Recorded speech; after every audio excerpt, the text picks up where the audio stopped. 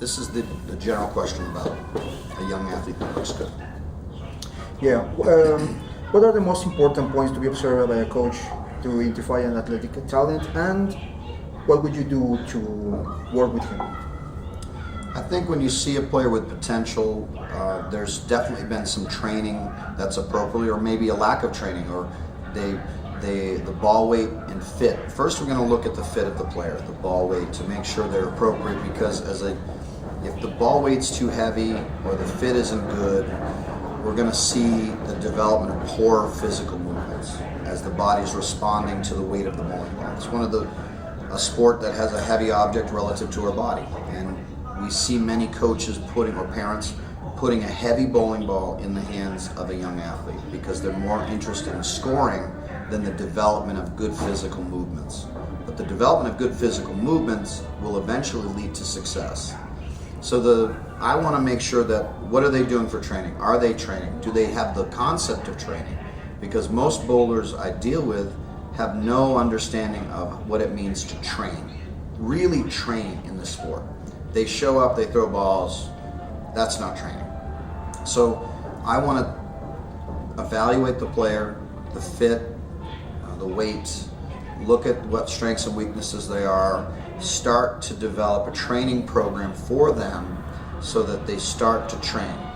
Clearly it needs to be grounded in things like mastery and fun, challenges, and also some level of competition, but the percentage is small.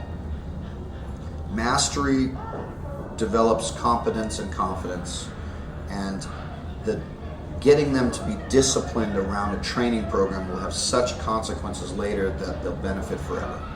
So really that's what I'm looking for, is one, evaluation, but make sure they have a program that will allow them to flourish in the long run.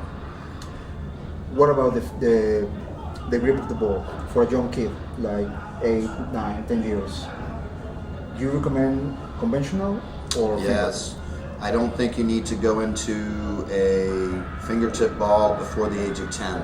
There's a growth plate in your wrist at a young age. It's not fully developed. It can put too much stress on the wrist. And to be honest, there's no reason, because the most important thing to create for a player is some space and the feeling of swinging a heavy object. That is the ultimate objective for the coach to begin with. If you can do that, they will develop a very natural, fluid game. And then we add complex movement, like actual movements, swinging and movement. But first, it has to be the swing. Yes, good. Let's jump to other part of the coach. It's during competition. Which is the role that the coach needs to be behind the athlete? I mean, what hat he should use? Like teacher, companion, instructor, the leader. What did you? Well, to me, when you have a good program and a good team, the training is the key to success. So the preparation for the tournament is everything. That's where the coach facilitates the development of the player, the mental game, the nutrition, the fitness and conditioning, the understanding of their bowling ball arsenal, their lane play strategies, how to deal with lane transition, making sure they have versatility in their game so that they can manage as it's changing and have a work-like ethic. So the training always has to be harder than competition.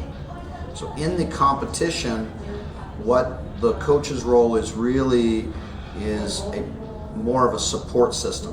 One, making sure that reminding them of things when you see them have a reaction. A lot of times we're ready for this, but it can still go the wrong way. You can be prepared with a mental game process, but it can still, watching ball motion, scouting lanes for the next pair, talking them, making sure we're communicating. But those are all cultural processes that you develop beforehand, not during the competition.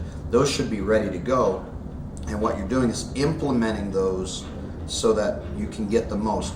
Another pair of eyes, another communication, making sure that everybody, reminding of the time. If it's the food plan, okay, now it's half an hour, time to do this.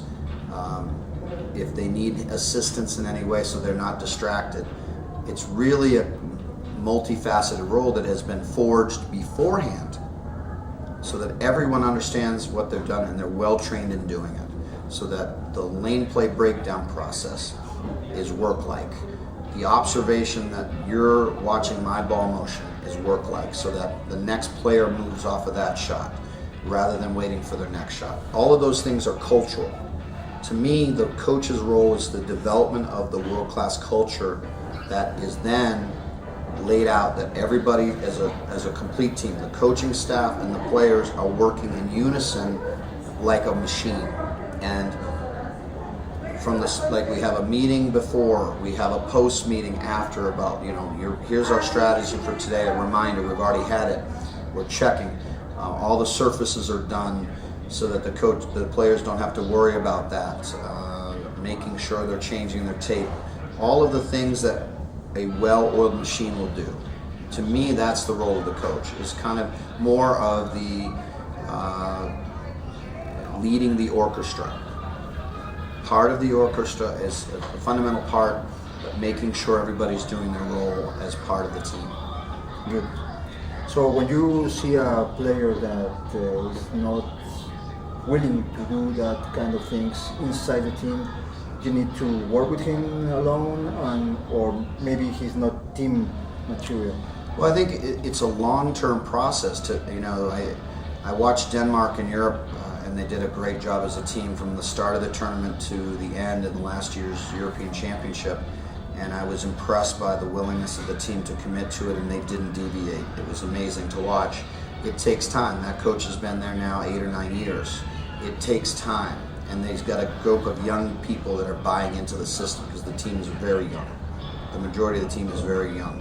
So, to me, if there's a player who's willing to be on the team and maybe they're not as talented now, but if you give them a chance now, it will pay dividends later. The player who is not interested in being a team player doesn't go. Yeah. Because it doesn't matter how good you are, if the other players are willing to be team players and you're not, the whole chemistry, the energy, the emotional zapping from that one player will undermine any effort. So it's more important to have a player that is willing to be a team member than it is to have the most talented player. So it's first the team, second the team. It always is the third team. the team. If you're talking about developing a world-class program and want to win medals at the world level, you have to be about team.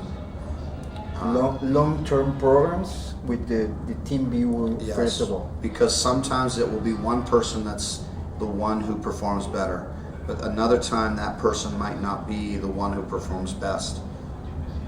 It's better to have a team that nobody knows their name and they work as a group and they say, wow, look at that team. That's impressive, than knowing anybody's individual name. Yeah. Okay. Not too much time ago, you published your Slowinski signature four paragraphs. Yes. Those. What difference do you can talk about from the PBA ones and the WTBA ones from yours? I think the biggest thing is almost all of the patterns that I have are radically difficult. They're difficult than anything anybody's ever played on. And this is my philosophical belief. I want players to be training on the most difficult thing all the time because, one, it makes your shot making better, and two, it challenges you mentally and emotionally.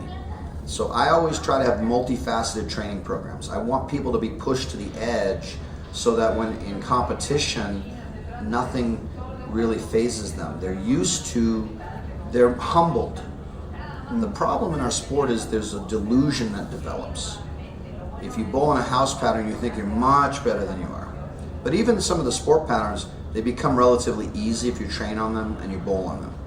And people think they're better than they really are. So there's a group of people, they want to feel the delusion as truth, and they're the other people who say, I'm tired of this.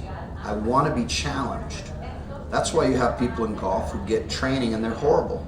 They'll never be a good golf player, but they want to beat their friends. They like the challenge and they want to get better. So these really are about making it incredibly difficult. So the volumes are high, the end of the patterns are higher,